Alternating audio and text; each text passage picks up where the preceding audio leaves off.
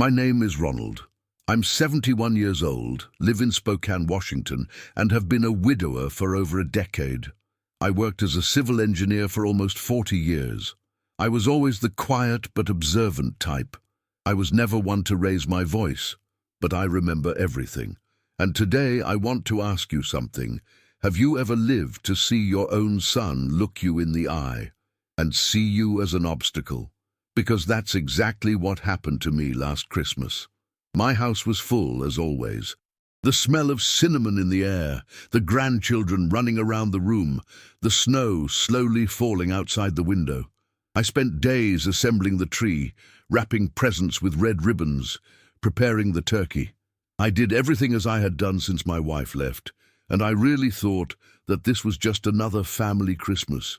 But it was enough for a briefcase to fall to the ground, for everything to change. If you've ever felt that you were too good for those who didn't know how to value you, then this story is for you. Because that Christmas, I found out that my inheritance was less than the price of their greed. And that was the night my silence ended. But before we dive into the heart of this story, I need you to know one thing. That night, while the house still smelled of nutmeg and the tree lights flickered, I saw Claire's gaze change. It wasn't subtle. It was as if a mask had fallen. She read the amount on the paper, $15 million, and there, in front of my son, she declared with the coldness of someone who had already rehearsed, "This money cannot be in the hands of an old man. It must be ours." Michael, my only son, lowered his head and agreed. Supper was cold on the table, but what really froze was the bond between us. They didn't ask for it. They demanded. And I there realized that I was no longer a father. It was just the last obstacle between them and a life of luxury. If you've lived through the day when love turned into calculus, I invite you to stay with me. This story is not easy to tell, but if she touches you in any way, if you've ever felt something similar, leave your support here with a like or subscribe to the channel. Sometimes all we need is to know that we are not alone, because there are pains that only those who live understand. It was supposed to be just another Christmas Eve. The fireplace lit, the laughter of the grandchildren running from one corner to another, and I was there, feeling that good tiredness of someone who spent the day in the kitchen, preparing everything with affection. The tree gleamed in the corner of the room, with the ornaments that Margaret and I had bought together many years ago, when the house was still full of voices. That night, I felt at peace, until a silly slip. Everything changed. It was Claire who overturned the portfolio. It was on the sideboard, near the grandfather clock. When she passed by with a glass of wine in her hand, she bumped into it unintentionally. The papers fell open on the wooden floor. I bent down quickly to pick it up, but she was faster with her eyes. And it was enough for her to see the name of the bank, the numbers, the total amount. 15 million. She froze for a second, then looked at me with a smile that had nothing Christmassy about it. $15 million, she said loudly, as if it were a parlor joke. Is this all yours? Alone? Michael, who was standing by the window with a glass of bubbly, turned around right away. He tried to disguise it, laughed embarrassedly. I said it was money from my brother Harold, who recently passed away, and that I was still deciding what to do. It was an inheritance, something that even I didn't expect. Claire came closer, ran her hand through her blonde hair, as she did whenever she was going to say something she wanted to look kind. "Look, Ronald," she began, using that tone of someone who talks to a child, "I just think it's a lot of money for one person, even more so at his age. We could think of something else, collective, something that benefits the whole family." Michael, silent, nodded slowly, and it was at that moment that I understood. It was not a suggestion, it was a requirement. I smiled, a short, mechanical smile. He said we could talk about it later, but she insisted. I wanted to know if the money was in my account, if it was already in my name, if there was probate. She spoke fast, as if she had thought about it before, and every word of her took me further away from the image of the sweet daughter-in-law I thought I knew. "We've always fought so hard, Ronald," she said. "You could change our lives.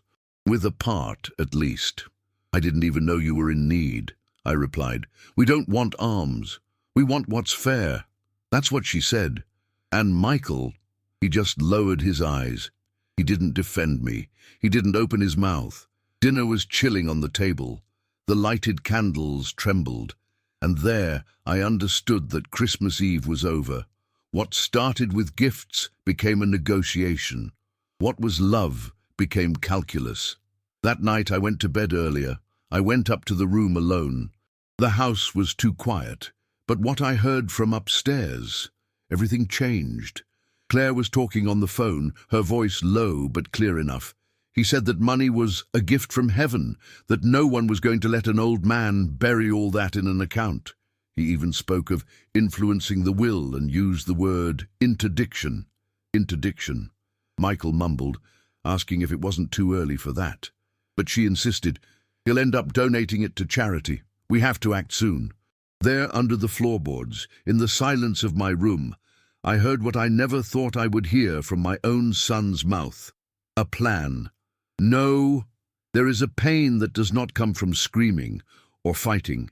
It comes from the sound of a voice you love talking about you as if it were a problem, as if it were a hindrance to be removed from the path. If you've ever experienced something similar, if you've ever heard your name being traded behind a door, comment below with an "I believe" or a "I've lived it," because there are wounds that only those who have been through it understand. And reading what you feel can help another wounded heart as well. That morning I didn't cry. I didn't scream. I didn't face it. But I took the first mental note. They're not here for me anymore. They're here for what they can get out of me. And from that moment on, their every gesture would be observed with different eyes. But what Claire and Michael didn't know, it's just that this old man had already learned many years ago to build things in silence. And I was about to begin the most important work of my life. Do you want to know what I did after hearing all that? That's that. Nor did I know that night how far this was going to go. The next morning, the sunlight hit the window like any other winter day. But inside me, nothing was the same. I woke up before everyone else. I passed a strong coffee, just the way Margaret liked it, and sat at the table trying to pretend that there was still something normal in that house. But the smell of coffee no longer brought comfort. It brought memories, a reminder of what was once home, and now it felt like occupied territory. Claire went downstairs as if she had already been rehearsed. He smiled, but the smile did not reach his eyes. He pulled up a chair, sat down facing me, and buttered his children's toast. After a few seconds, he threw the words on the table as if scattering crumbs. "Ronald, you should think better of the family. $15 million would change the lives of all of us. You don't need all that." I looked at her without saying anything. I just put the cup on the saucer. Michael came down soon after, without looking me in the eye. He greeted his children, gave Claire a kiss on the top of his head, and just gave me a shy, almost automatic wave. I sat there, watching the three of them acting as if nothing had happened, as if I hadn't heard the night before. And it was at that moment, at that breakfast table, that I began to feel like a stranger within my own story. The room seemed smaller, the lower ceiling, the air heavy. For the first time, I found myself watching my own family as if watching a theatre they know by heart, only this time with the right eyes. Claire spent the morning organizing the kitchen cabinets, going through things she never touched. He asked where the extra cutlery was, if he could change the crockery, if I wouldn't prefer to donate that old cutlery that no one uses anymore, as if he were already taking office, as if each gesture of hers was a small step in occupying my space.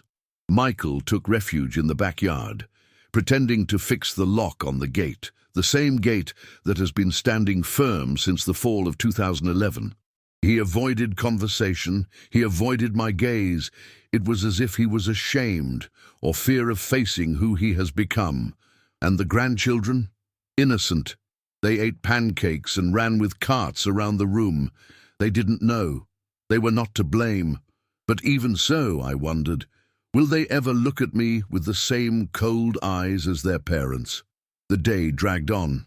Every step inside the house was like walking on broken glass. Each sentence had a double intention, every gesture, a calculation behind it.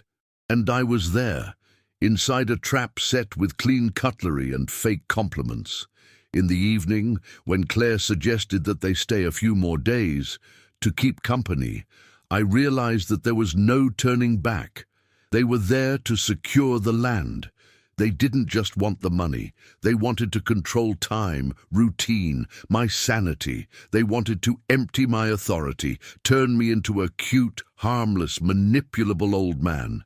And maybe if I had let it go today, I wouldn't be telling this story. But something inside me changed that day. Something broke. And when a man really breaks, he does not turn into shards. He turns to stone, hard, cold, silent. Can you believe that I still hesitated? What part of me wanted to think it was exaggeration, that maybe it was just their concern? But the answer came faster than I expected, and it came in the form of a dinner that I will never forget. Have you ever felt like they were celebrating your absence, even while you're still sitting at the table? So wait and see what happened that night. The next morning, I went down to the basement. It wasn't a dark or damp basement. It was more like a file of myself. There, I kept everything: photos, letters, receipts, things that Margaret said would one day serve to tell our story. I sat in an old chair, next to the bookshelf where the fan she hated was, and started to open the boxes, one by one. The first contained folders with documents from Michael's college days. There were the proof of the student loans that I took on myself so that he could study peacefully in Oregon. I remembered the calls I made to the bank, the cuts I made in my own food for almost 2 years to ensure that he didn't have to work while he studied. Almost $40,000 there. In another box, I found the receipts of the entrance to the house they live in today. Claire insisted on a townhouse in River Park Square, an upscale neighborhood in Spokane, and I sold part of a plot of land in Idaho to complete the entrance. $115,000, and I wasn't even called to see the house after it was ready. I opened another folder. There were the checks endorsed in the 2008 crises, then in 2012. When Michael lost his job for 8 months and Claire was pregnant with the second child. I covered everything: cardboard, supermarket, gas, even diapers, and I never asked for anything back, not a penny, because he was my son, and that's what Dad is for, I thought. But looking at everything like this, organized, cold, mathematics stared at me mercilessly. More than $400,000 in 35 years, money that came out of my sweat, of my tiredness, of my life. What now? Now I was the old man who had too much and needed to be contained. I controlled the trembling in my hands. I took one of the yellowed papers, a note written by Margaret, along with an extract. "Ron, love, you always give too much. I just hope they know that one day." She always saw it before me. Margaret had this gift. He warned me. But I thought that to give was to love.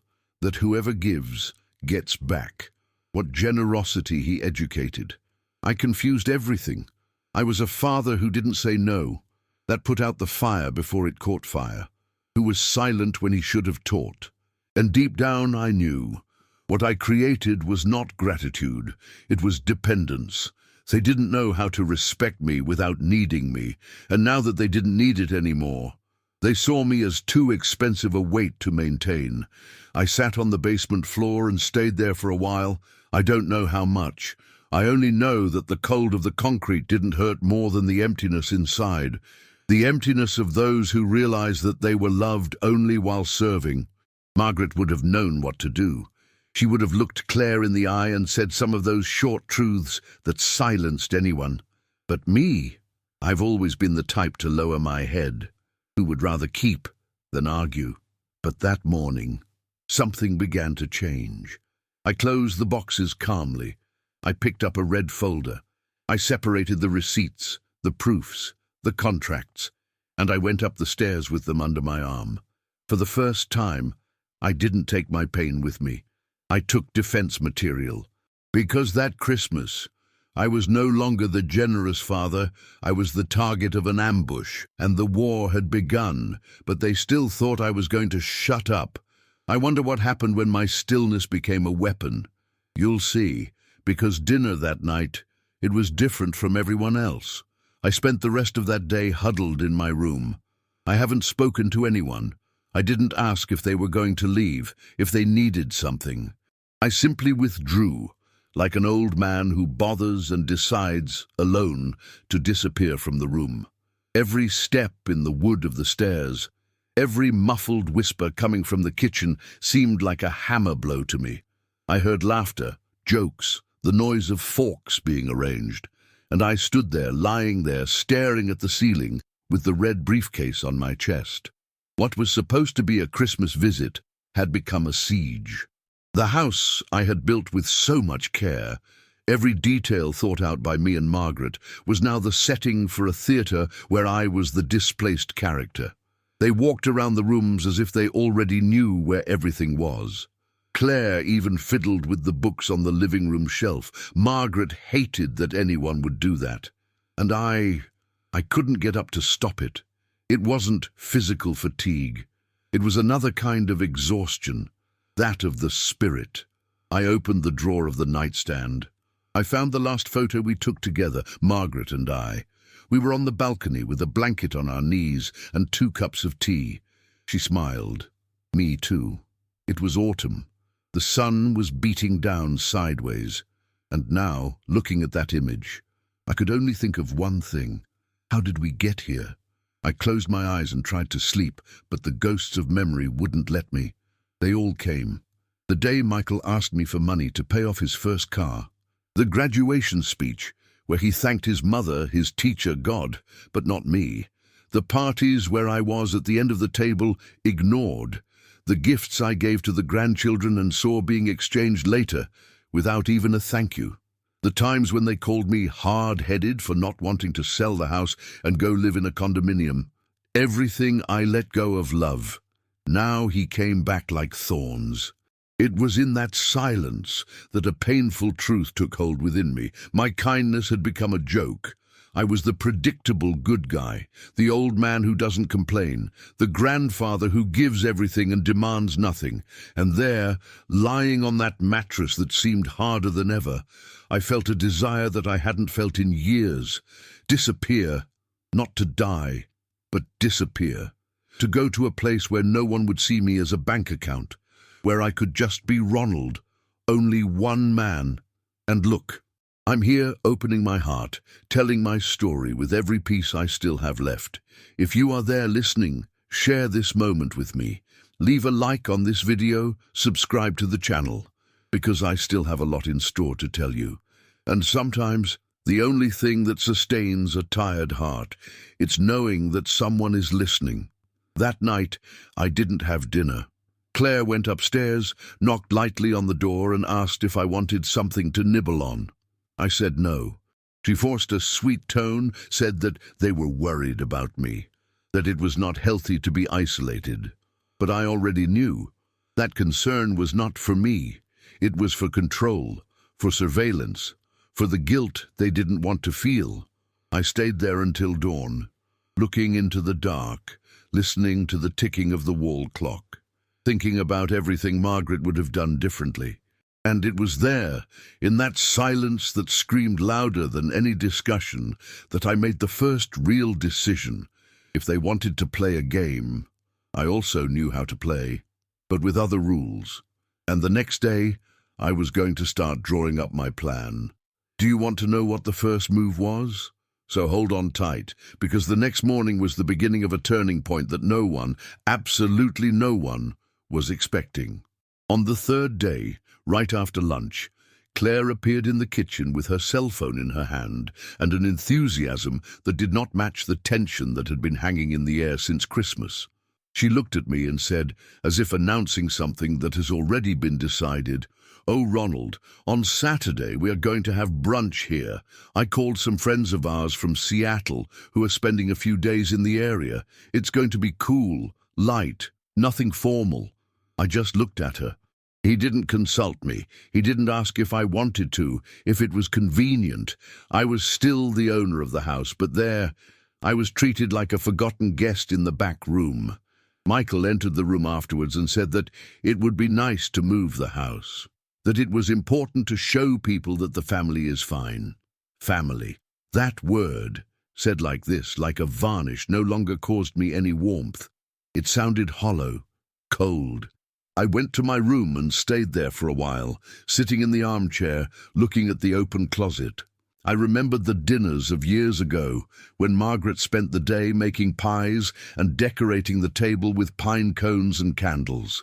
The house was full of laughter, crosstalk, and the good smell of lovingly made food. Now it looked like a rented salon, where I was just the forgotten caretaker. Later, at dinner, we were all at the table. Claire opened an expensive wine, probably one I gave as a gift years ago, and toasted to the new cycle that was opening up for all of us. The phrase crossed me. New cycle for whom? The conversation started mildly. They talked about real estate, about investments, about how their generation needed to be smarter than ours. I chewed slowly, silently, with my gaze lost between the fork and the edge of the plate, until Claire decided to play at telling the truth. "Sometimes I keep thinking," she began, cutting the meat as if nothing much was coming. "There are people who spend their whole lives saving, accumulating, gathering, and in the end, it doesn't even take advantage of it." Michael laughed, embarrassed. "Like those who leave millions in the bank and die alone," she added with a sour smile. I kept quiet. I tried to change the subject. I commented on the weather, on the forecast of heavy snow for the end of the week. Claire didn't let it slip away. "Do you still remember what you ate yesterday, Ronald? Because there are people who join, but he's already forgetting even the present." The phrase fell like a knife in the middle of the table. Michael lowered his eyes. I stared at my plate. I finished chewing. I placed the napkin on the table, and he said in a firm voice, "I'm going upstairs. Good night." I got up calmly, no rush, without facing anyone. Dignity is the last clothes we should take off. And that night, I put it on tightly. I went up the stairs with my chest on fire. I closed the bedroom door and sat on the edge of the bed. His hands trembled. What I felt was not just pain. It was mourning. I fight for a family that I thought existed. I fight for the father I tried to be. I fight for the silence that I confused with peace for so many years. That night, for the first time since Margaret had left, I cried, but not out of nostalgia. I cried because I realized that even dead, my love for this family still held me, but that was the last tear.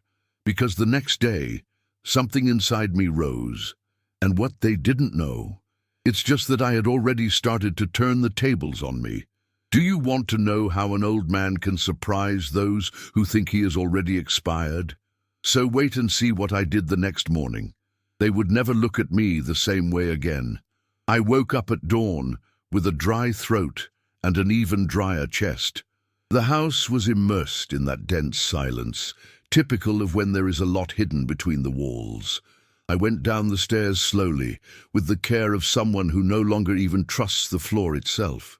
I passed through the room without turning on the light, and in the hallway I heard the muffled voice coming from the office. The door was ajar, a thin crack, and yet Claire's voice pierced like a knife. He is confused, forgets things, gets lost in time. I stopped there. His heart beat slowly, heavily. I just want to understand if we can file something type of interdiction. Is that it? He doesn't need to know right now. We take care of everything calmly. My first impulse was to go in and ask what the hell she was doing, but something inside me, maybe the engineer I've always been, said, Calm down. Silence builds. Impulse destroys. I took 2 steps back, took my cell phone out of my bathrobe pocket, and opened the tape recorder. I pointed to the door and left recording. He's fragile. He spends the day locked up, reading old paper. He doesn't talk to anyone. Michael was there too. I heard his voice, lower, insecure. "Claire, this is going too far.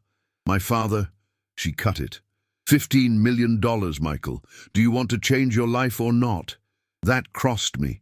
More than the humiliation at the table, more than the fake smiles. It was then that I understood. It was not just ambition. It was a plan. She didn't just want to manipulate me. She wanted to shut me up, incapacitate me, removing myself from the equation as if I were an old man out of my own body. And there, in that dark kitchen, with my cell phone recording hidden, I understood that it was no longer an emotional war. It was an operation, a siege, and I was the target. I climbed slowly. Each step seemed to remind me of something I had forgotten over the years, that too much, boundless goodness attracts predators. I went back to my room. I saved the audio. I put a simple name, Claire's Plan, 2:13 in the morning.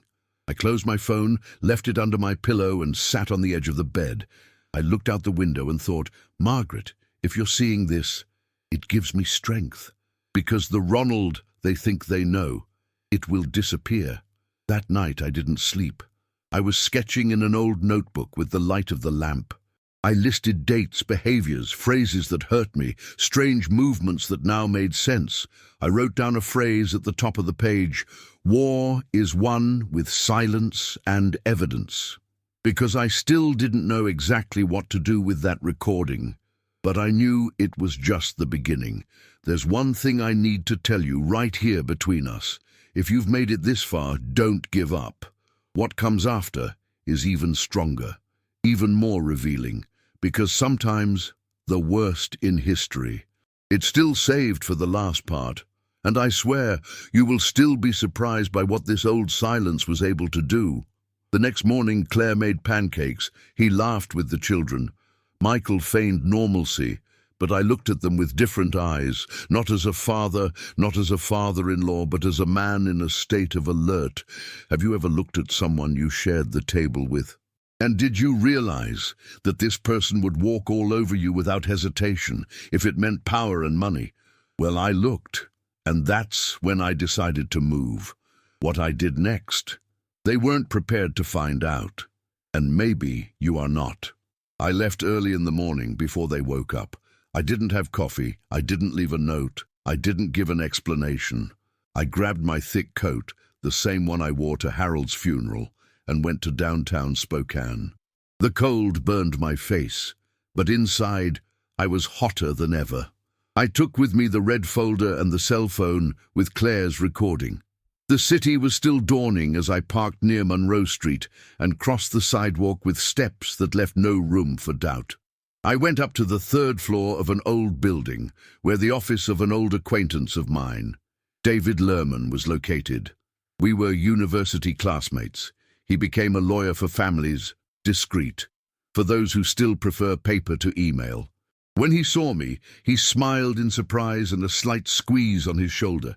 We went in, sat down, and I opened everything. The recording, the documents, the receipts of more than 30 years, the words I heard in the dark. He didn't interrupt me once. I just listened, my eyes weighing on each point. When I finished, he took a deep breath and said, "Ronald, you have more ammunition than you realize." That sentence ignited something in me. David explained each step calmly. He said that I could protect the fortune so that no one, not even a legitimate heir, could touch it without my permission in life. He said that there were legal mechanisms, shields, protected funds, irrevocable clauses. It was like building a safe, invisible, and inside it I could put not only money, but also my name, my history, my dignity. There, in that room with walls lined with books, for the first time in days, I felt that I was really breathing. We signed the first papers. "We have begun the revision of my will. David directed me to create a foundation in Margaret's name, where a portion of the inheritance would go, with access clauses only after my death, and only for specific causes that I would determine myself. Another part would be allocated to a private fund with legal sanity requirements for movement, with annual verification by an independent third party. Did they want to interdict me? For now, they would need more than words thrown into the dark. I returned home with a strange relief in my chest. It was not revenge, it was self-protection. For the first time, I wasn't trying to keep the peace. I was trying to keep myself. And you know, I think there comes a time in our lives when stopping pleasing is the greatest sign of self-love. We get older and realize that being good cannot mean being stupid. If you've ever been through a similar situation, where being good has become a reason to be left behind, comment below with a "I know how it is" or an "I understand you." Because when we share these pains, they lose some of the weight. I got home around lunch. Claire asked where I've been, and I just said, "I've sorted out some issues." Michael barely looked at me. The two were strangely agitated, trying to force smiles to keep the mood light, as if nothing was happening. But I was no longer in the same game. They played to drink, I now played to protect, and the protection was already in motion. I still had a lot to do, a lot to fix. But something in me was already decided. They would never lay a finger on this money while I was breathing, but like any silent war, there is a moment when the enemy realizes that he has lost control. And when Claire found out what I'd done, the mask has fallen for good. Want to know what she did when she realized the safe wasn't going to open? So stay with me, because the next chapter, it is the cruelest of all. I woke up before the sun rose. There was still ice on the roof, and the silence of dawn covered the house like a thin sheet. I went down to the kitchen and started preparing breakfast like I did in the old days. Cinnamon pancakes, crispy bacon, freshly squeezed orange juice. I took the good crockery, the one that Margaret only used on special dates. I put on my calm as armor and put an instrumental record very low on the old radio, just to disguise the tension in the air. The boys came down first, laughing, still in their pajamas. I placed the plates in front of them, cut the pancakes, passed honey. One of them said, "Grandpa, that's the best coffee in the world." And that went through me like an arrow, because even with everything, they were still innocent. They still saw me with eyes of affection. And I knew one day they would also open their eyes. Claire came downstairs soon after, too dressed up for a family coffee. Fragrant, controlled smile, mask in place. She took a deep breath of the smell of the kitchen and said, "Ronald, this house has always had such a welcoming aroma." Michael came behind, his hair messy, as if he hadn't slept properly. He sat at the table, took the napkin and said without looking at me, "It's at these times that I think about how good it would be to raise the boys here. Space, tranquility, nature." I watched them in silence. I took a deep breath. I moved in the coffee, and without raising my voice, I said, "I was at my lawyer yesterday." The spoon stopped spinning. Michael's fork fell on the plate. Claire stood still, her glass halfway to her mouth. "I was at my lawyer's," I repeated, "bringing some documents. We talked a lot." Claire tried to compose herself. He smiled without his eyes. "Any problem, Ronald? Is everything okay?" I looked at her well. It took me a while to respond, and when I spoke, my voice came out clear. "You taught me something valuable this Christmas. Even love has a deadline when there is money involved." Michael swallowed. Claire sat back in her chair. "I don't understand what you mean by that." "I get it, Claire," I replied, "and that's enough." I stood up. I took the jug of juice and filled the children's glasses with the same delicacy as always. Then I turned to them again. "From today on, your every word will be recorded. Every gesture will have consequences." Claire snorted. Michael started to say something, but I raised my hand. "It's no use. I listen to everything. I know everything. And if they think that this house, this life, this money, they will be taken with smiles and little dramas, they are very wrong." Claire tried to laugh. "Ronald, Are you threatening us now? I'm protecting myself. The way I should have done it since you walked through that door. I sat down again, broke my pancake in half, took a piece to my mouth, and chewed it with the calm of someone who finally woke up. They stood there, tense, almost static. The table was full, the smell was good in the air, but now with a taste of warning. The truth is that sometimes the best way to impose yourself, it is to continue being polite. Because the silence of the calm man frightens more than the cry of the desperate. Michael clutched his napkin between his fingers. Claire fiddled with her phone, but her eyes came to me every second. And me, I chewed, watched, processing, because the Ronald they knew is in the past, and the one who was sitting there now. He was someone who had already accepted that loving does not mean letting oneself be destroyed. But that was just the beginning, because when they find out where the money went, then the story will become another nightmare for them. Do you have any idea what happens when the one who has everything? Do you find out you've lost control? Well, get ready. The next part. It will hurt them more than me. I waited for the day to pass with the patience of someone who has already understood that too much haste only gets in the way of getting it right. I did everything as if it were another ordinary afternoon in Spokane. I watered the plants, talked to the grandchildren, cleaned the balcony. In the late afternoon, I asked Michael and Claire to come down to the living room. He said he wanted to talk. I used exactly that word, talk.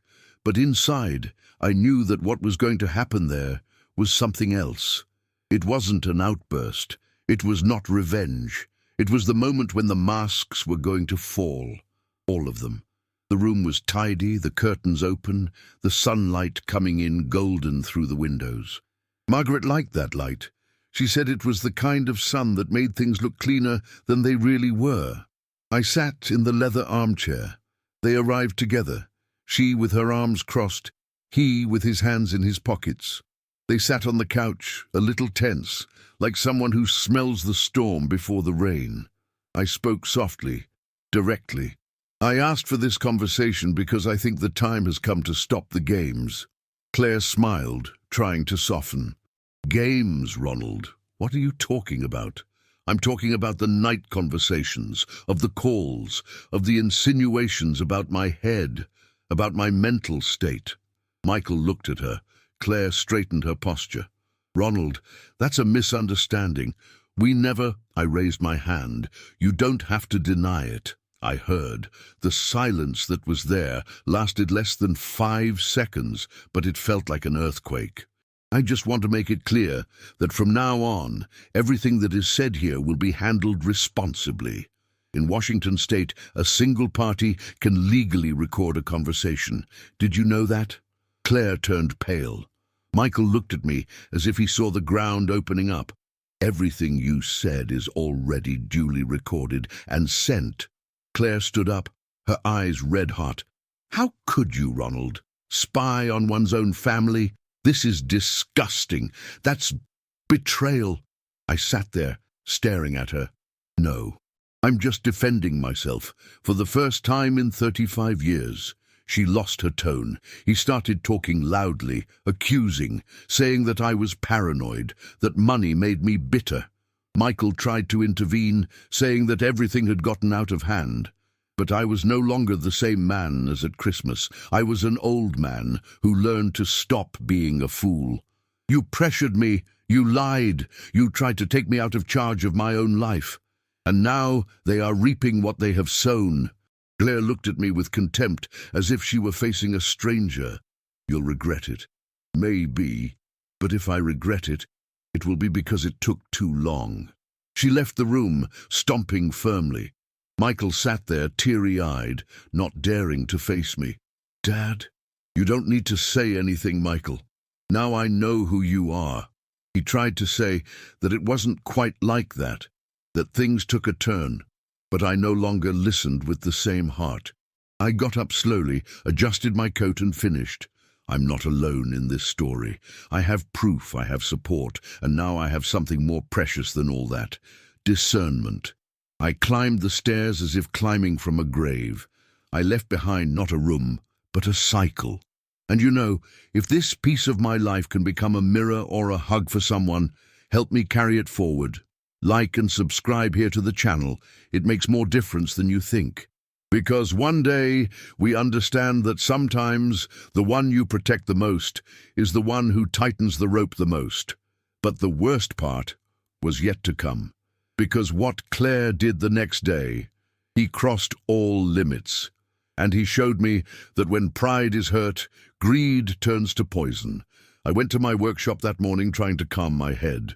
It's where I usually work with wood, store tools, fix old things. Margaret always said that this little corner was my silent world, where everything still obeyed my hands. But that day, the silence seemed heavy. I was rummaging through one of the boxes of old papers, organizing receipts, guarantees, some old contracts from the engineering days, when I found a white envelope, unsealed, with my name written on the outside. The calligraphy was feminine, round, forced. At the time, I knew it wasn't my wife's. And when I opened it, I was short of breath for a second. Inside was a durable power of attorney, dated 3 months before Christmas, which gave Michael complete control over my financial and wealth decisions, signed with my name. But I never signed that. I felt the blood warm up inside my veins. I looked at that signature and recognized it was a poorly made copy, but similar enough to fool many people. It had my name, my address, and a technical text that seemed to be written by someone who knew exactly what he was doing. The cruelest thing was to realize that the document was folded, as if it had been carried for a while. Hidden. Preparation. I didn't wait. I took the envelope, put it in the briefcase, and drove straight to David's office. He received me in the same tone as always, calmly and respectfully. When I opened the paper on his desk, he just looked, read it in silence, and then stared at me. "Ronald, this is not just serious. This is a bombshell. Do you think they... Have you tried to use it?" "Not yet, but they were preparing for it. This signature here, with a little more courage or desperation, they would hand it over to a bank or to a court. And that's it. You would disappear from the control of your own life." I stared at the document as if looking at a shattered mirror. David continued, "This is an attempt at patrimonial fraud, Ronald. I advise you to authorize a full investigation. That hasn't started now. This was planned. It was there, in that brown leather chair, that the last blindfold fell off. It wasn't just ambition. It was not momentary greed. It was a plan. A long, premeditated siege where I was slowly pushed out of my own life, with smiles, with pretenses, with small manipulations. They prepared. They had been for months, maybe years, finding ground to bury me in life, and the most painful. It's just that while I was making plans to leave a legacy, they were making plans to erase me. You know, sometimes the pain doesn't come from the blow.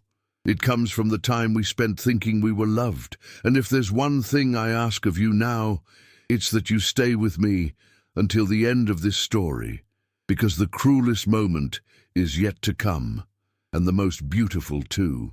Because after the soul bleeds, it also learns to blossom in a new way. David opened a new folder, started the protocol. He said that I would have to keep everything in absolute secrecy, and that I needed to prepare myself emotionally, because what would come to light, it could be worse than I imagined.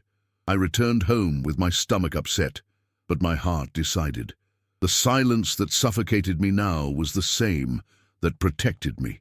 Claire and Michael were in the room, as if nothing had happened. She looked motionless on the computer. He played with his children, but everything there, for me, was now a scenario, and I was the only one who could see the ropes pulling the curtain from behind. I kept the envelope in the safe, locked, and I went to water the plants, because sometimes we need to water our own ground before planting justice. But what I didn't expect was that the next morning, Claire would take an attitude that would exceed all limits of decency. Have you ever seen someone smile as they prepare for their downfall? That's that, what she tried to do. It was more than cowardice. It was a crime. It was the following Monday that everything began to take the form of a complete plan. David and I spent the whole morning closing the final papers at the Lincoln Street Registry office. We left there with the documents that would give me peace, even surrounded by snakes. The first of them, the total blocking of access to any of my assets, no exceptions. Nothing else could be moved without my personal authorization in front of a notary. And to be sure, I transferred part of Harold's inheritance, the one that was still liquid, to a trust fund in Colorado, structured to prevent legal challenge even in the event of death. It could only be accessed by me or by my grandchildren when they turned 21, with the accompaniment of an external tutor outside the family. I gave my full name, the dates, the details. I didn't leave a single gap. I also sold one of the plots of land in Priest Lake, the one near the fishing cabin where Margaret and I spent so many summers. Does it hurt to sell a piece of memory? Hurts, but the pain of seeing one's life being plundered by cold-blooded people hurts even more. And before leaving, David suggested something that changed everything. "Ronald, I suggest you file a preventive judicial notice." "And what is this for?" "It serves to officially warn that any attempt to question his sanity will be seen as a maneuver and will be previously registered as bad faith." I signed right there. The old Ronald who avoided friction, avoided confrontation, avoided paperwork. Now he signed his protection as if stamping a shield. I returned home in silence. I went in, hung up my coat, went straight to my chair in the living room. Claire and Michael were in the back garden with their friends, toasting something, maybe the end of the holidays. Before long, a young man in a suit knocked on the door and handed over 2 envelopes. One for Claire, one for Michael, block notice, preventive notification. I didn't say a word.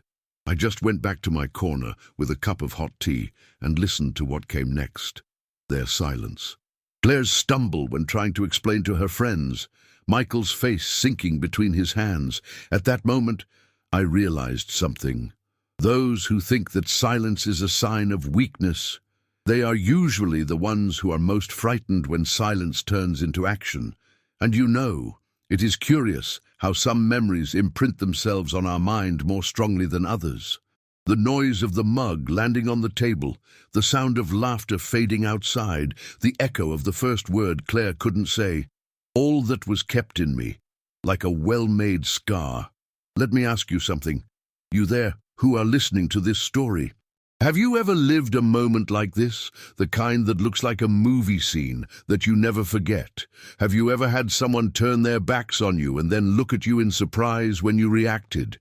If you've been through this or know someone who has, write in the comments. Tell me, sometimes a shared memory is all we need to not feel alone. Going back to that late afternoon, Claire entered the room with the envelope still in her hand.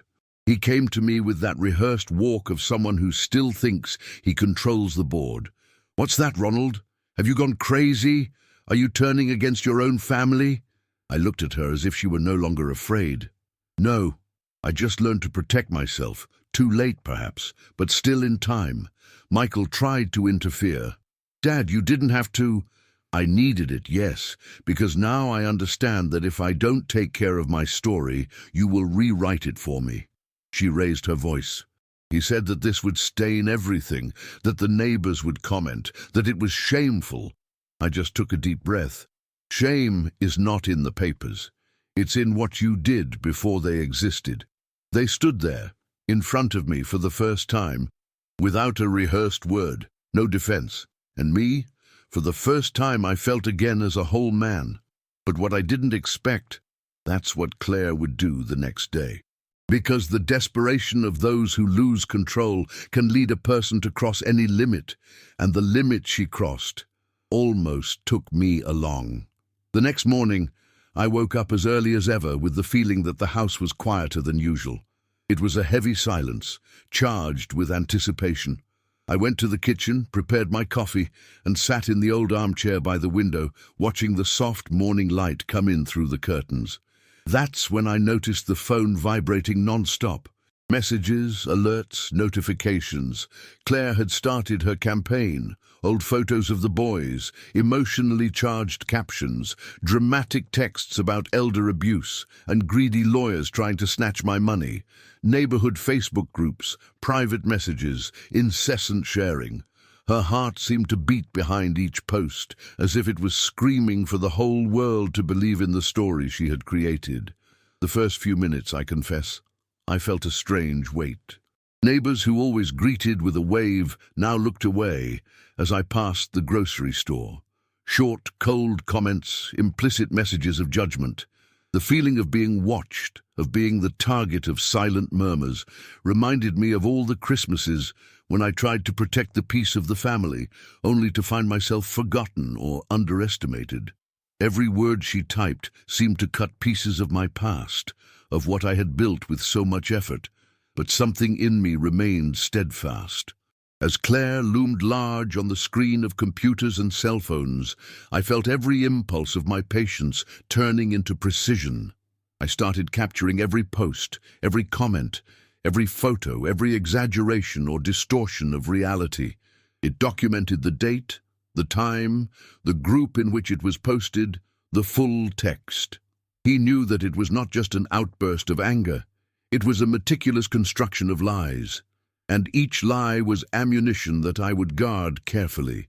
I remembered Margaret and how she always said that life's challenges were opportunities to reveal what we really were. I sat down at the kitchen table, laptop open, markers at hand, and began to assemble the file. Every screenshot was a testament to Claire's hypocrisy. Every comment shared without verification was an involuntary confession. She believed she was winning. She believed that the whole community would turn against me. But she had no idea that I was turning her attack into evidence, into a strategy. In the supermarket, I felt heavy looks. People I'd known for decades now avoided me, whispering in hallways, commenting without thinking. But I watched them with the serenity of a man who had learned to wait. Every gesture, every word, every silent judgment was mentally recorded, catalogued, and most importantly, written down to be used at the right moment. Claire was providing her own poison, and I had time. I always had time. As the days passed, I noticed the pattern. She posted old moments, manipulated photos, exaggerated the captions, but always with the same goal: to build the narrative of a selfish and insensitive elderly man. But her story didn't stand up to the evidence I was creating. Each exaggeration was contradicted by a date, an image, a receipt, a bank statement. I laughed inside. Her arrogance was the very prison she was building. And then a reflection came to mind. How many times does the truth need to be proven before people realize it? How many silent attacks? How many innocent lies? How many manipulations can there be before someone wakes up and reacts? Memory is powerful. Some memories remain alive for decades, marking our perception of the world, and others are used against us by those they are supposed to love and protect. I felt it clearly now. If you've ever been through something similar, you've seen someone close to you trying to misrepresent your story or play you against those who know you, tell me in the comments. Look in your memory chest and share something that stuck with you or that you've heard about family injustice. Sometimes sharing this memory is the first form of freedom. As I captured every post, every comment, every share, I began to mentally map out the next phase of my strategy.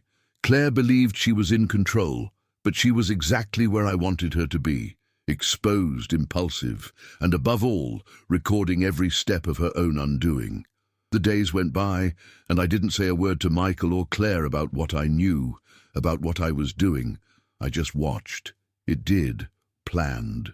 The tension in the house became almost palpable, even without saying anything. I had learned that strategic silence is more powerful than any shouting. And so, while the virtual community ignited, I kept quiet, sure that their every gesture was being noted.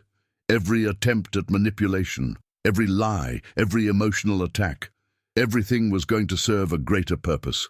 I finally had the chance to protect my life, my legacy, and at the same time teach them a lesson they would never forget. But I knew deep down that Claire wasn't going to give up. She had always been strong-willed, and the anger at losing control would only grow. And when she realizes that her entire online campaign not only failed, but also left irrefutable evidence of her manipulation, her reaction will be intense. And I, sitting in my armchair, staring at the screenshots, feeling the chill of reality and the calm of certainty, knew that their next move would define the rest of the story. What will Claire do when she realizes that the silence she despised has turned into a relentless roar? The next chapter will show you just that, and you won't believe what's about to happen. I arrived early at the neighborhood Baptist church, the hall still silent, pews lined up, the smell of old wood and burnt candles mixed with the scent of Christmas lingering in the air. My black briefcase was next to me, heavy, loaded with evidence and memories, years of documented generosity and captured manipulation. I took a deep breath, remembering the first Christmas after Harold was gone. How simple everything seemed, until the weight of greed appeared in the form of Claire and Michael. Today, I wasn't just sitting there to talk. I was ready to show the truth. As the meeting began, the community gathered, whispers filling the hall, many still confused by the rumors and posts that had circulated on Facebook. Some looks analyzed me, others seemed ready to judge me. But I was calm, breathing slowly, feeling patience turn into confidence. I stood up, holding the briefcase, and began to speak. Good afternoon, everyone. Before any comment or judgment, I ask you to listen carefully. Today, I'm not here to create drama, nor to confront anyone personally. I'm here to share facts. I opened the folder carefully, showing copies of Claire's posts, side by side with the evidence that proved her hypocrisy. Photos of trips in Cabo and Aspen, credit card receipts showing expensive purchases, bank statements of transfers that denied any financial crisis, and the copy of the forged, carefully identified power of attorney. Finally, I played on the part of the recording where she planned the interdiction of my person. The air in the hall seemed to be heavy. Murmurs began, but soon fell silent as I began to speak more firmly, each word carrying the weight of truth. You were exposed to a narrative, created by someone who tried to distort reality for his own benefit. Everything that was shared on social networks as suffering, deprivation, or abuse was carefully manipulated. I documented everything, every date, every transaction, every exaggeration, every lie. The proof is here, and it can be verified. There was absolute silence. Some people looked on incredulously, others murmured under their breath, checking details on each other's hands. I saw in the eyes of old neighbors, people I had known for decades, that moment of doubt. Was I wrong to believe? Claire and Michael believed they could manipulate me, that they could distort my story, that they could steal my life and reputation. I continued, my voice firm but calm. But what they didn't count on was that every exaggeration, every lie, every attempt to deceive would be documented. Every move was recorded. And today, the truth comes out. One of the neighbors, Mr. Thompson, raised his hand. His expression was one of shame and regret. Ronald, I apologize for having believed the accusations. I should have known you better, he said with sincerity in his eyes. Others began to stand up. They applauded, standing, some still nodding their heads in recognition. The whispers turned into a chorus of validation, a moment I will never forget. The sense of silent justice filled the room, warm but not exaggerated, dignified, as Margaret would have appreciated. Claire did not show up. There was no gesture. There was no excuse. There was no look. Only absence. And there, in that moment, she lost something that no amount of money could buy.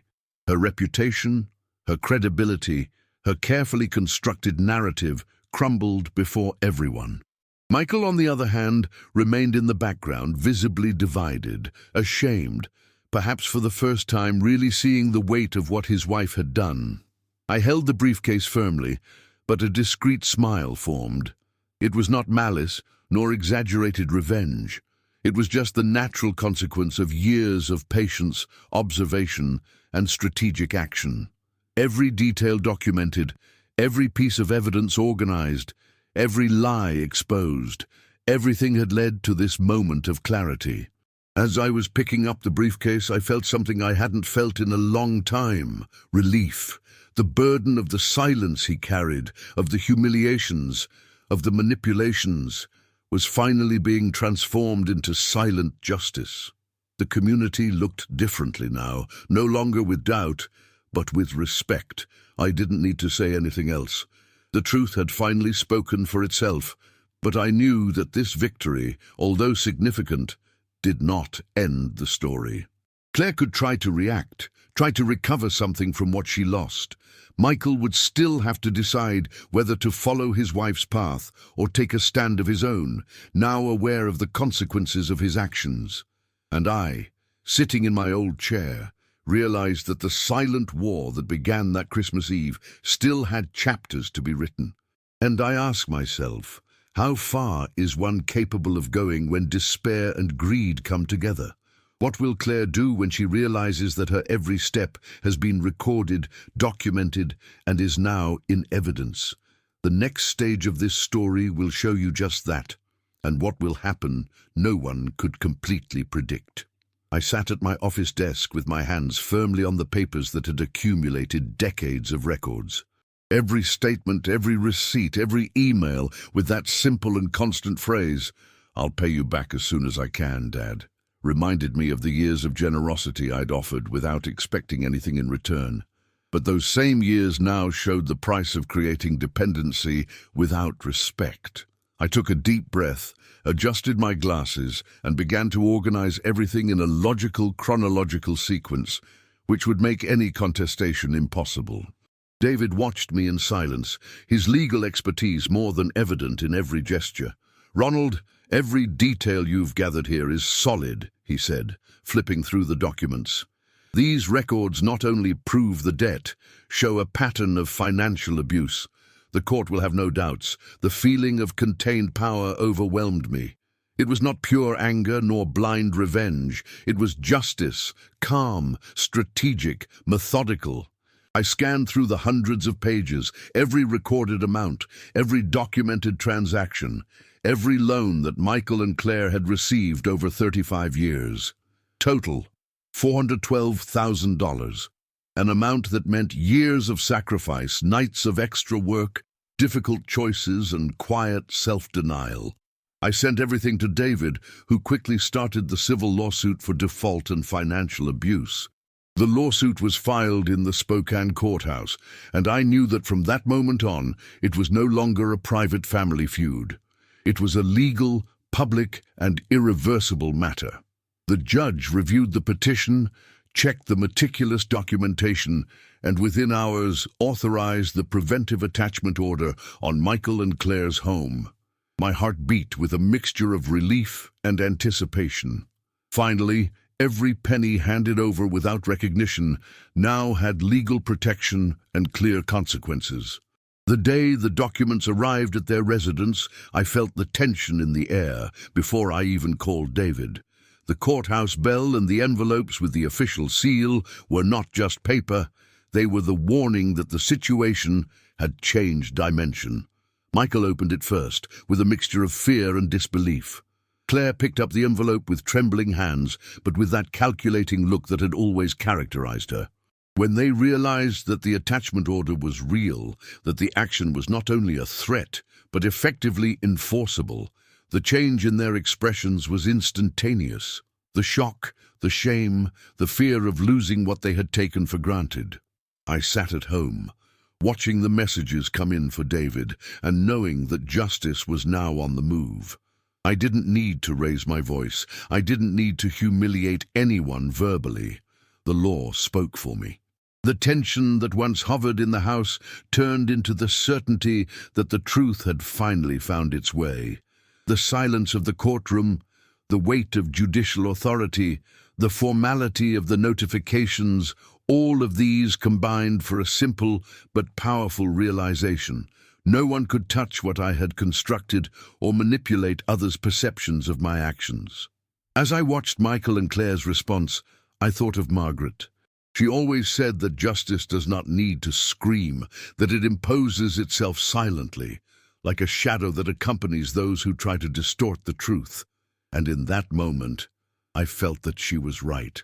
Everything I planned, everything I organized, all the patience I accumulated, now turned into a definitive movement. There are things that we live and keep, but maybe by telling, we help another heart to breathe. Enjoy this video and subscribe, and let's make this story reach those who need it. Because sometimes it is in the falls and recoveries themselves that the strength to face the most difficult challenges is found. David called me later, confirming that the notification had been delivered and that the couple was now aware that it was not a passive family quarrel. They received the attachment order in hand, and the frustration and anger were palpable through every confirmation message he sent me. They understood that the next step would not be friendly negotiation. It was a public, legal, and non-negotiable charge. As I reflected on all this, I realized that every detail of my life, every document, every proof of generosity, and every evidence of manipulation had been converted into something more powerful than money. It had been transformed into dignity. The feeling of helplessness that had haunted me since that first Christmas Eve was replaced by a strategic calm. Every step I took was grounded, documented, and safe. Justice was not just a promise, it was a real, concrete, silent, and devastating act for those who got used to taking advantage of my kindness. At the end of the day, I sat on the porch, looking out over the quiet neighborhood of Spokane. The cold winter wind beat gently, and I felt the peace of one who had finally taken control of his own life. But at the same time, I knew that this story was not over yet. Claire wasn't going to simply accept the loss of status, and Michael still had to deal with the consequences of following in his wife's footsteps. And I asked myself, how far is one able to go when the legal world becomes the battleground for righting family injustices? What will be their next reaction when they realize that justice is silent, firm, and unforgiving? The next phase of my strategy is about to unfold, and what happens to Michael and Claire is going to change everything, unexpectedly. The day started cold in Spokane, the grey sky reflecting the weight he felt as he watched everything he had planned unfold. I received word from David's office that Claire had lost her contract as an event coordinator at a private school, a position she valued not only for the salary but for the status it gave her in the community. Michael, meanwhile, had been removed from a major construction project due to reputational conflicts. Customers had discovered details of the story, read about the social media posts, and decided to cut ties before any negative associations could reach their own businesses. It was impressive to see how the truth, documented with patience and care, turned into an inevitable consequence, reaching every part of their carefully constructed lives. As she watched in silence, she received messages from old friends and neighbors confirming that the couple's social isolation was complete. Friends who had once praised Claire, who had followed Michael on projects and events, now avoided contact, driven by shock and the realization that they had been mistaken for so long. Each small call of apology and confession, of acknowledgement of the truth, reinforced that justice, slow and silent, manifested itself irrevocably. I felt strange. It wasn't malice or personal satisfaction. It was confirmation that my patience and meticulousness had produced real, tangible, and above all, ethical results. Claire tried to act, of course. He sent emails, messages, trying to negotiate an agreement in exchange for silence, offering rehearsed excuses and justifications. But David's message was clear and direct. There is no agreement with those who tried to destroy a father.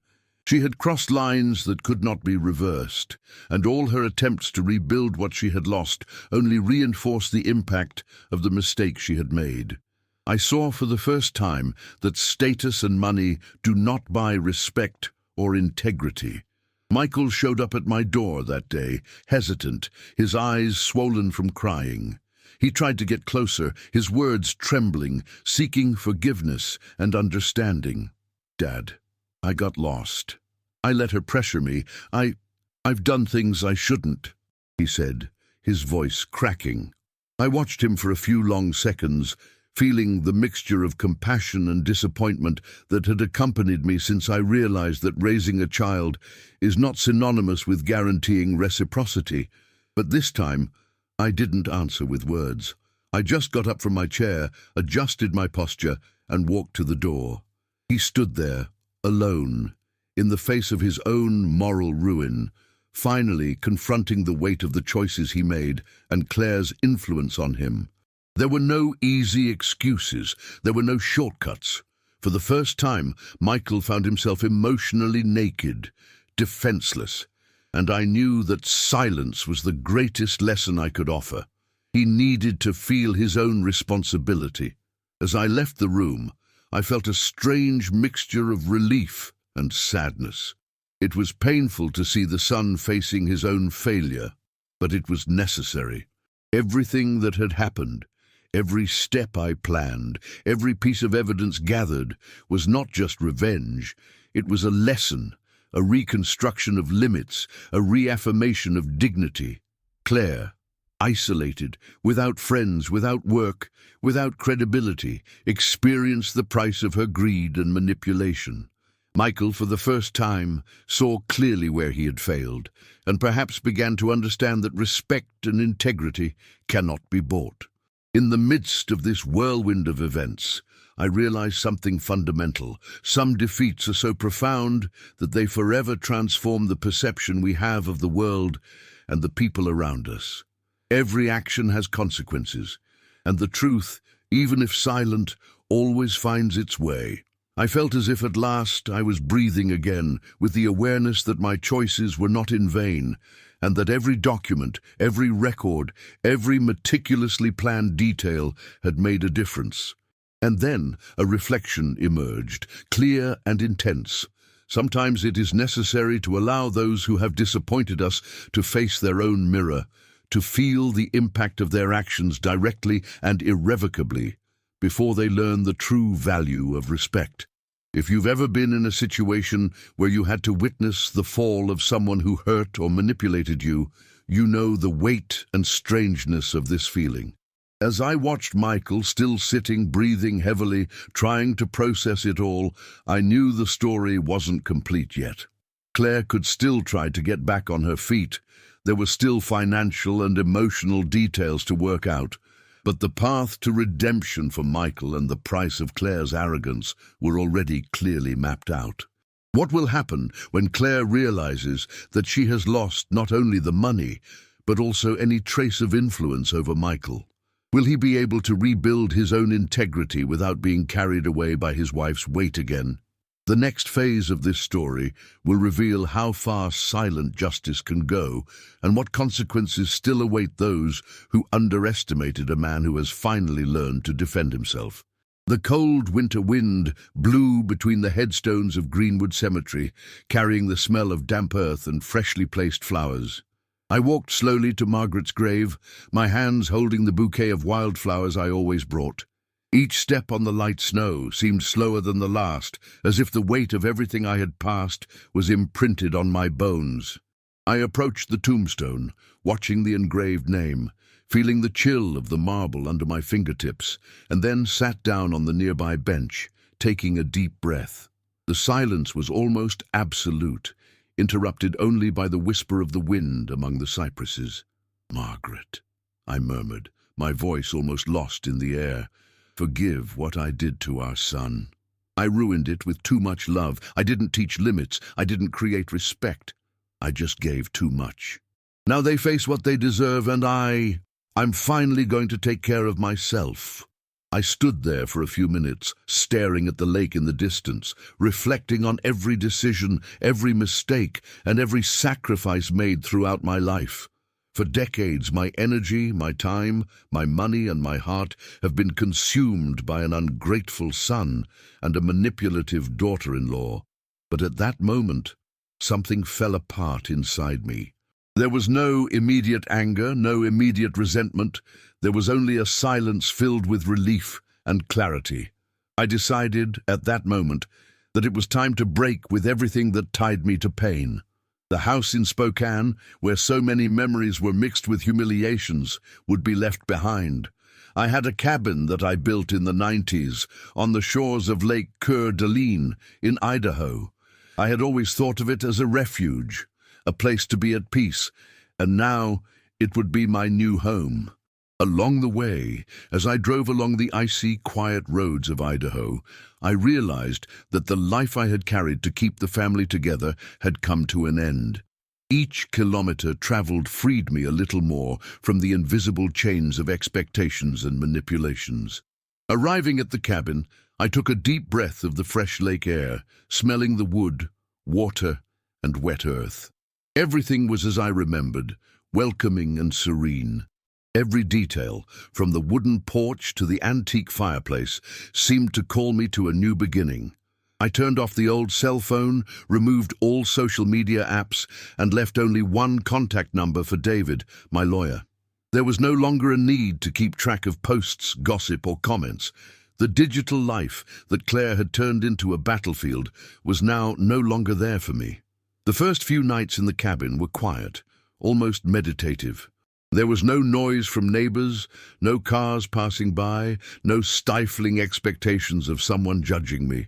Just the wind, the sound of the water, and the crackling of the fireplace. For the first time since Harold had left, I felt like I could think only of myself. Each morning I walked to the shore of the lake, watching the reflections of the light on the water, feeling my muscles relax and my mind clear. It was a kind of freedom that was priceless. I decided that I wouldn't speak to Michael anymore. There was no active resentment, only the realization that any interaction would be loaded with expectations and manipulations from which only pain could arise. Claire, in turn, disappeared from my life completely. Silence became my refuge and my armor. It was not revenge in the traditional sense. It was withdrawal, a conscious choice to no longer allow greed and manipulation to interfere with my peace. As I organized my routine, each daily gesture became a ritual of recovery. Preparing breakfast, lighting the fireplace, chopping wood, walking along the shores of the lake, every simple action carried with it a deep sense of autonomy. For the first time, I didn't have to please, explain, or justify anything to anyone. The feeling of control over my own life, after decades of surrender and exploitation, was liberating. I remembered Margaret many times, as if she were sitting next to me, watching my newfound tranquility. There was no sadness, only the certainty that my choice was healthy, dignified, and necessary.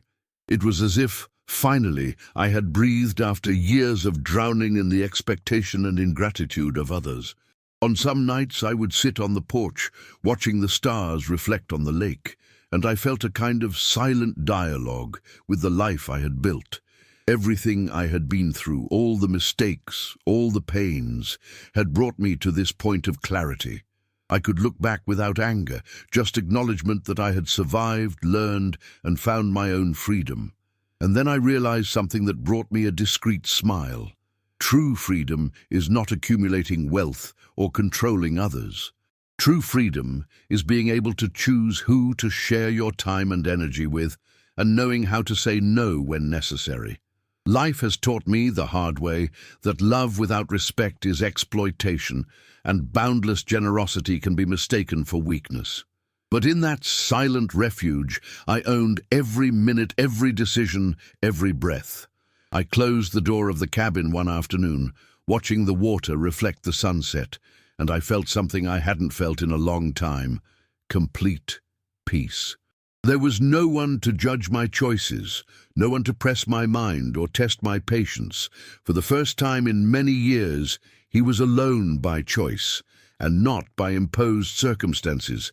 Every painful memory, every frustration, every disappointment now served only as a reminder of what was possible to overcome. And I ask myself, does all the pain we carry prepare us for moments of freedom like this? Is it necessary to experience manipulation and betrayal to understand the value of silence, choice, and inner peace?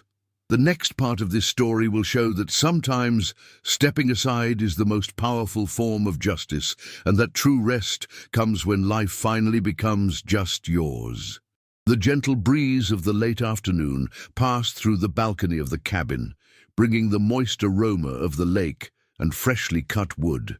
I knelt on the soft earth, holding blue hydrangea seedlings, and began to plant them carefully, each in its own space, respecting the rhythm of life that would flourish there next summer. As my dirty hands worked the land, I realized that this simple task carried with it more meaning than any financial action or legal decision I had ever made. Each seedling planted was a seed of memory, a reminder that life is slowly remade, even after the most painful disappointments. I turned to the small table on the porch and opened my notebook, the one I had always carried with me. With the cover marked by time, I wrote the title calmly, Debts That Are Not Money. There, I began to record reflections about my life, the sacrifices made out of love, the mistakes I made out of overgenerosity, and the choices that taught me to differentiate between compassion and exploitation. I remembered my strict father, who insisted on discipline, my youth working tirelessly, and the nights when, as an engineer, I dismantled complex problems into clear patterns. Life had taught me to see order in chaos, and now I discovered that the same logic applied to human relationships. Those who do not respect limits only find inevitable consequences. As I wrote, I felt a clarity I had never experienced before. Growing old didn't make me weak. It made me lucid, attentive to details and aware of the value of my own presence. Each line in the notebook was an affirmation of autonomy, a reminder that dignity cannot be bought or imposed. It is conquered, and sometimes it is silently regained, moving away from those who do not value it. There, in that safe space, I realized that my greatest inheritance was not the money inherited from my brother Harold, but the ability to protect myself, to choose who to share my life with, and to set firm boundaries without guilt. As I wrote, my memories were mixed with thoughts about Michael and Claire. I knew that my withdrawal would cause them discomfort, perhaps even regret, but I realized that there was no malice in it. It is not about punishment. It is about preservation. On the contrary, my silence and my absence were gestures of self-love, of respect for what I had built over 71 years of life. Every hydrangea I planted, every word I wrote down, was a reaffirmation that my choices no longer had to depend on anyone's approval. With each line, he also reflected on his grandchildren, Emma and Jake. They were still growing up, forming their own experiences of the world, and I wanted them to know something greater than material goods or manipulation. I wanted them to know that integrity and courage are the true inheritance. Even alone, I could leave something alive and lasting, something that could not be stolen, misrepresented, or ignored. The story of a man who would rather lose the company of the ungrateful than lose respect for himself. As I closed my eyes for a moment, feeling the breeze hit my face and listening to the sound of the lake waters, I realized that that peace did not come from the absence of pain, but from her understanding. Every night of worry, every moment I felt betrayed, every contained tear, and every silence stifled had been learning stages, shaping me for this moment of clarity and serenity.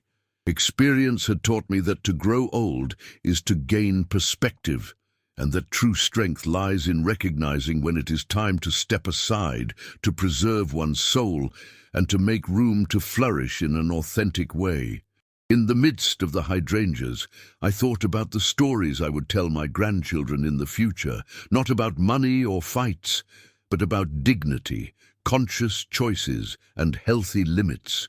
Each flower planted symbolized a lesson I wanted to leave for them. that life is made of decisions, some painful, others liberating, and that self-respect is the seed of all silent victories. I closed the notebook and looked at the lake, reflecting the golden evening sky. For the first time in a long time, I felt like I didn't have to prove anything to anyone anymore, neither to those who betrayed me, nor to those who one day doubted my ability. My life was now mine alone, and that, in itself, was freedom. The feeling of control over my own days, my time, and my energy was more valuable than any fortune. As I walked through the makeshift garden, I watched each hydrangea and felt a quiet pride. They were still small, fragile, but they carried in them the promise of blooming with strength and beauty, just like me. Each root that took hold in the earth reminded me that it was possible to rebuild oneself after so many disappointments, that maturity brings with it the clarity to see what really matters, and that dignity is never lost if it is firmly rooted in who we are. The sun was beginning to set, tinting the sky with warm and soft tones. I felt a faint emotion, as if Margaret was standing there, smiling silently, acknowledging that I had finally found my place. The breeze passed again, shaking the leaves and whispering something like approval. And in that instant, I understood deeply. Life does not have to be about control or possession, but about conscious choices and protection of one's own essence. In the silence of the hut, with the newly planted hydrangeas and the notebook closed on the wooden table, a question arose in my mind. Does everyone have the courage to make this choice? To distance ourselves from those who diminish us? To protect our own peace, even if it means cutting ties that once seemed unbreakable? The next and final part of this story will show that by cultivating limits and dignity, it is possible to transform solitude into a space of freedom and inner strength that no one, not even the ungrateful, will be able to touch. I sat on the porch of the cabin, watching the lake reflect the clear blue sky of the early morning, and felt for the first time in many years a deep peace.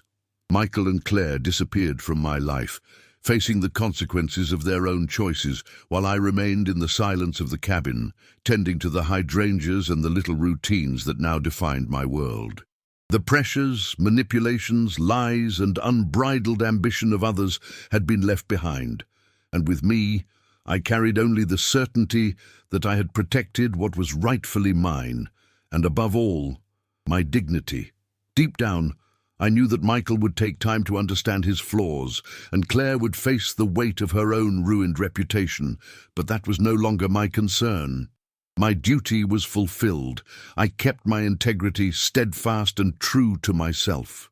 As I watched the small shoots of hydrangeas settle in the earth, I realized that the great lesson of my life was not in money or inheritance, but in the clarity of knowing that true love is not measured by how much you give materially, but by respect, genuine presence, and the balance between helping and preserving yourself. I learned that there are times when blind generosity turns into exploitation, and that the strength to move away from those who use us is more valuable than any accumulated wealth. The true legacy, I realized, is not what we leave in possessions, but what we teach by example, by caring for our own lives, and by having the courage to protect our principles, even when it means losing relationships that once seemed unbreakable.